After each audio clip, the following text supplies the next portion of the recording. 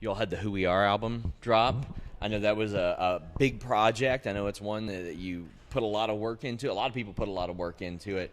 What did that mean to you? I mean, that's a pretty big vote of confidence. Yeah, for a very long time, when I first joined the company, I wanted to make sure that my goal was to go beyond just wrestling entrance music.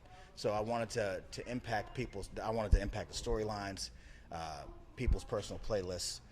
We wanted to impact culture. We want to impact education and just kind of bring this whole thing in. And I have been kind of thinking about this throughout the year in 2021.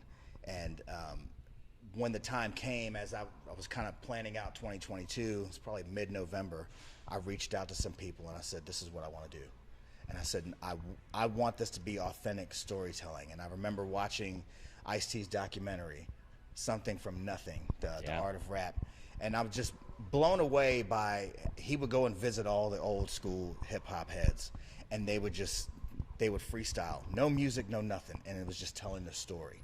And I said, we have to incorporate that for our talent. And I said, what better way to do it than Black History Month? It's coming up. This is something that I think it's never been done before. And I just wanted to have the opportunity to do that. And kudos to the team at AEW for allowing us to create and have that vision, and then supporting us and pushing it out there. And it was a fairly quick process. I got the green light in mid-November. I had agreements and W-9 secured by mid-December, and then we were off and running.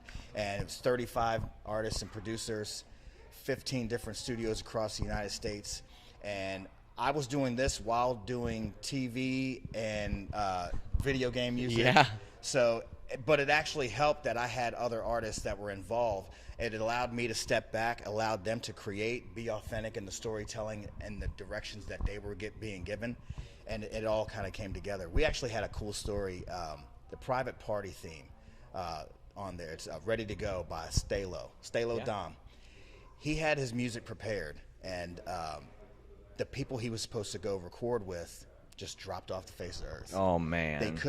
They couldn't get a hold. He couldn't get a hold of them. Nothing. He was like mid North Carolina somewhere.